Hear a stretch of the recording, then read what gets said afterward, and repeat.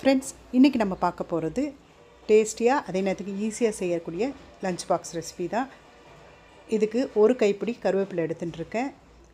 அப்புறம் 1 டீஸ்பூன் தனியா, 2 டீஸ்பூன் உளுத்தம்பருப்பு, 4 காஞ்ச மிளகாய் எல்லாத்தையும் செவக்க வறுத்து எடுத்துகிட்டு பார்த்திங்கன்னா ஒரு 1/2 டீஸ்பூன் தான் பெருங்காய பொடி போட்டிருக்கேன். தேவையான அளவு உப்பு, இந்த பொடிக்கு எவ்வளோ தேவையோ அந்தளவுக்கு உப்பு போட்டிருக்கேன்.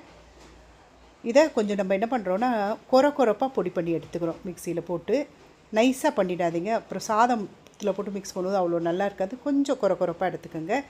2 டேபிள் ஸ்பூன் நல்லெண்ணெய் விட்டுக்கிறேன். அப்புறம் கடுகு கொஞ்சம் போல் கடுகு போட்டு தாளிச்சிட்டு, இதுக்கு முந்திரி பருப்போ வேர்க்கல்லையோ எது வேணாலும் நீங்கள் போட்டு தாளிச்சிக்கலாம். நான் இப்போ வேர்க்கடலை எடுத்திருக்கேன்.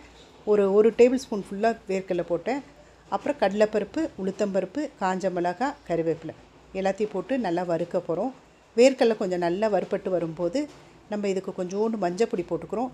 மஞ்சப்பொடி போட்டால் சாதம் கலந்து வரும்போது நமக்கு என்ன ஆகும்னா கொஞ்சம் கலர்ஃபுல்லாக இருக்கும் பார்க்குறதுக்கு.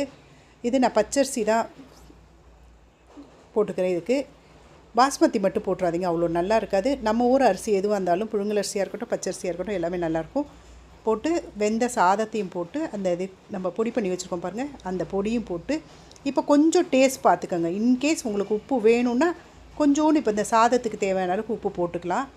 நீங்கள் இதை செஞ்சு பாருங்கள், உண்மையாகவே ரொம்ப டேஸ்டியாக இருக்கும், ஃப்ளேவர்ஃபுல்லாக இருக்கும். கருவேப்பிலை வேணுங்கிறவங்க பூண்டு போடுங்க, ஆனால் பூண்டு போட்டோன்னா கருவேப்பிலையோட ஃப்ளேவர் அவ்வளோ நல்லா வராது. நீங்கள் ட்ரை பண்ணி பாருங்கள். நான் இன்றைக்கி இதுக்கு தயிர் பச்சடியும் அப்பளத்தோடு முடிச்சிருக்கேன். நீங்களும் எப்படி இருக்குன்னு செஞ்சு பார்த்துட்டு லைக் பண்ணுங்கள், கமெண்ட் பண்ணுங்கள். Bye friends.